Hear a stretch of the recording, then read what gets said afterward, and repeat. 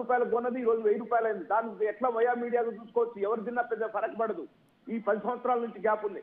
నేను ముఖ్యంగా ఏమంటుందంటే ఈ తెలంగాణ ఆంధ్ర మధ్య ఏదైతే పంపకాలు ఉన్నాయో అన్నదమ్ముళ్ళు ఎట్లయితే పంచుకుంటారో ఒకటి ఎక్కువ తక్కువగా పంచుకోవాలి తప్ప దానికి రాజకీయ పార్టీలు కానీ లేకపోతే స్వచ్ఛంద సేవా సంస్థలు కానీ ఇవన్నీ కూడా సహకరించాలండి.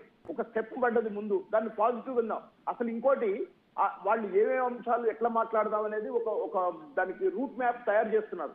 ఫస్ట్ అధికారులు, తర్వాత మంత్రులు, తర్వాత సీఎం, ఇట్లా దఫాలుగా. నేను అంటున్నా ఈ 2.5 సంవత్సరాల్లో మినిమం 2.5 సంవత్సరాల్లో విభజన చట్టంలో 2 రాష్ట్రాలకు ఇచ్చినటువంటి సమస్యలు మొత్తం పరిష్కారం అయితాయండి. ఇది చాలా విల్ పవర్ తోటి చంద్రబాబు నాయుడు గారు కానీ రేవంత్ రెడ్డి గారు కానీ స్ట్రాంగ్ గా ఈసారి మనం దీన్ని చేయాలి అనే ఉద్దేశంగానే ఉన్నారు. వాళ్ళు ఖచ్చితంగా చేయాలా, దాన్ని చేయాలనే మనం అందరం కూడా కోరుకోవాలి. దీనికి రెండో విషయం ఏంటంటే ఇక్కడ ఎవరికి అన్యాయం జరగదండి.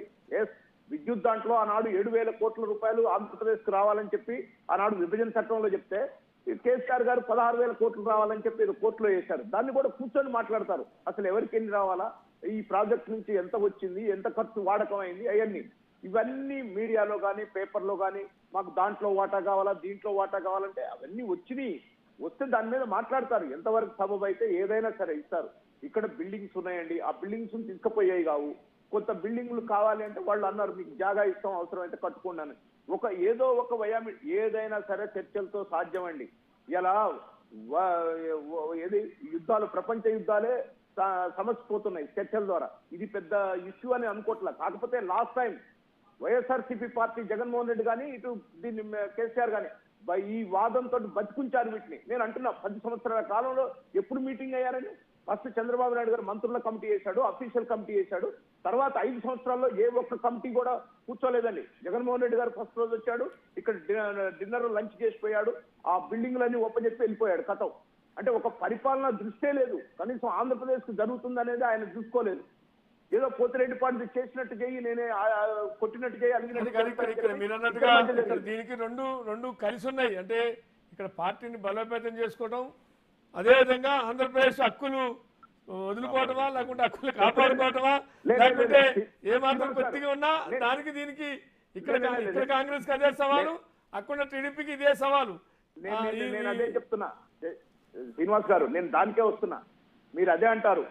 ఇవాళ జాతీయ పార్టీలు భారతీయ జనతా పార్టీ, కాంగ్రెస్ పార్టీ అన్ని రాష్ట్రాల్లో ఉన్నాయి, హక్కులు ఉన్నాయి. ఇప్పుడు ఇవాళ తమిళనాడు, కర్ణాటకలో లేవా సమస్యలు?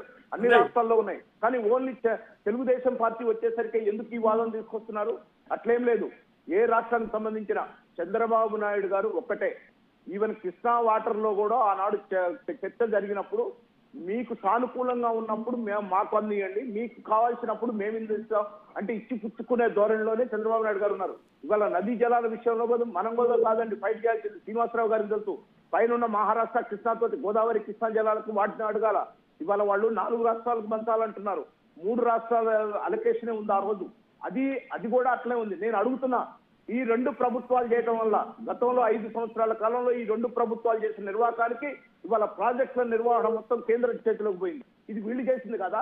వెళ్ళలేదండి దుర్గాప్రసాద్ గారు, వెళ్ళలేదు. చిన్న కరెక్షన్, మీరు అన్నారు కాబట్టి వెళ్ళలేదు. వెళ్ళకుండా మనందరం ఆఫ్ చేయాల్సిన అవసరం ఉంది.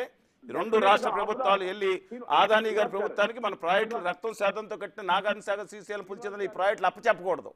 ఇది మన లక్ష్యం కావాలి. వాళ్ళ వినండి శ్రీనివాస్ గారు, పూర్తి చేయనండి. నేను పూర్తి చేస్తాను. నేను ఏమంటున్నంటే ఆ ప్రాజెక్టులని అట్లా బడ్జెట్ అలొకేషన్ చేసిందండి తెలంగాణ గవర్నమెంట్.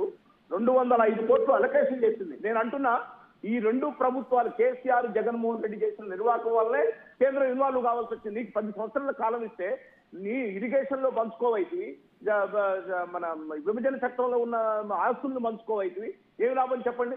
కాబట్టి